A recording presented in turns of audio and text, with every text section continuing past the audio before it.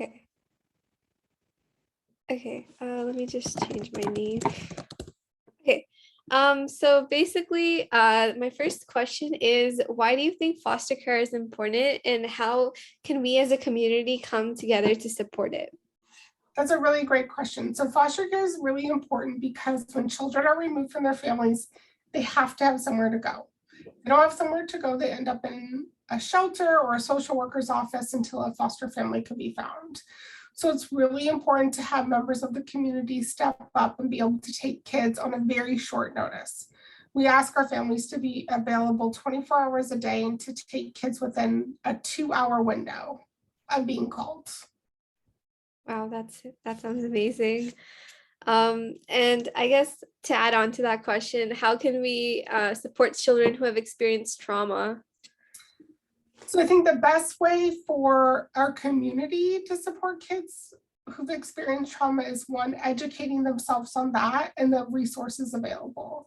We don't expect every foster family or every community member to be a trauma-focused therapist, but it would be really great to know where to send people for help and who to call. Mm-hmm. I guess, would you like to state any of like the resources that Rebekah's foster care provides to like help society like this? So RCS has a full continuum of services. We do everything from outpatient therapy. Then our next step would be intensive outpatient therapy, which is more than 1 hour a week, all the way up to inpatient, I guess, foster care. So we have foster care for kids who just come in, who have some trauma, but not severe trauma. And we have programs that support our most vulnerable kids who've experienced a lot of trauma, with foster parents who have extensive training on how to support that.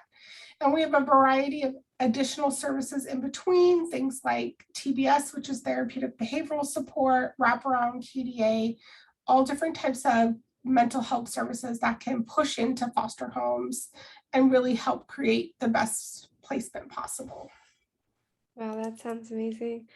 Yeah, coming back to like going into like the foster care system and as like teenagers or like future adults, like what are some common challenges of foster care, and like eventually if you would like, if someone like would like to become like a foster care parent? I think one of the biggest areas of growth, I think, for foster care are having more families who will take teenagers and middle school. Middle school and teenage kids are harder to place. I think families often feel like they don't know how to support that age group. So if you already have a teenager in your home, it might be really easy to have another one. If you know someone in foster care or you have a friend at school, maybe even be in a safe space for that person, or seeing if you or your family can become their foster parent. Becoming a foster parent takes some work, but isn't super hard. You start by just going to our website. We have a form online that you fill out, and then our recruiter contacts you and you do the training and a lot of paperwork. And then you have to pass a background check through the Department of Justice and the FBI in the state of California. Once those are all completed, we do a home inspection, which is the physical walkthrough of your house. And then we do a series of interviews to make sure that you are prepared to be a foster family. Okay. And also, like as you mentioned, like teenagers, like such as middle school or high school students, what may be some issues that may arise in caring for these children from diverse cultural backgrounds? That's a good question. So one, we really try to match language capacity. That's our number one hurdle in terms of cultural issues in this county. We have children who come in who may not speak English. We really try to put them in a home. Primarily Spanish-speaking kids come in. Foster care is overly represented of children of Hispanic and Black descent in this county, meaning there are, per percentage, those two cultural groups are overrepresented. So we really try to recruit in those communities so we can support children's cultural backgrounds.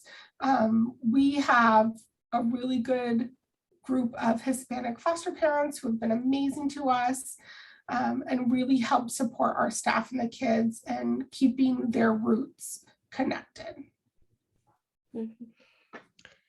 I guess, what inspired you to become a foster care advocate? I've been doing this for a long time. I would say that foster youth are often the most vulnerable because they do not have a lot of adults to advocate for them. And I think that's really what brought me into how do I best support this population? And that was really to be their adult voice. I guess, what so like we mentioned that there was like trauma and other stuff. So why do you think mental health awareness could be important for like especially foster children, foster parents, and anyone who is interested in the foster care system?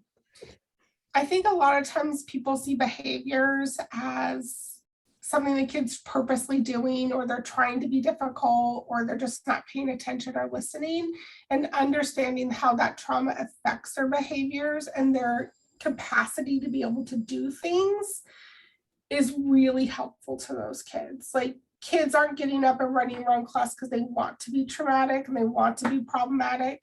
They're doing that because no one taught them how to do homework, or that you had to sit at the dinner table, or when you're in class, you sit in your seat and you follow directions. Those building blocks that they could have had as children, they don't have. So it's really important for us as a community to understand and look at things a little bit different. Instead of this kid's just being difficult, hey, what are the things going behind the scenes for this kiddo? Okay. And then I guess we mentioned that there was like certain resources. So do you know like any specific resources that we could follow as like students in the Bay Area? For sure. So the best resource to get services is, Santa Clara County has like our 211 program where you call 211, you can get services. We also have something called the call center, which is how you can get mental health services. So it's like one number you call, they help refer you to what is best for you. Our website, we also have social media you can always follow to get updates of what's going on with our agency. There is teen programs. One is specific to the county, is called the Hub, and that's where a lot of our teen foster youth or former foster youth, because they serve up to 25, I think now, go for additional resources. Okay. Yeah, basically that was my list of questions. Cool. If you would like to add on anything else that you believe is important. No, I think you did a great job. Those were great questions. Thank you. Okay.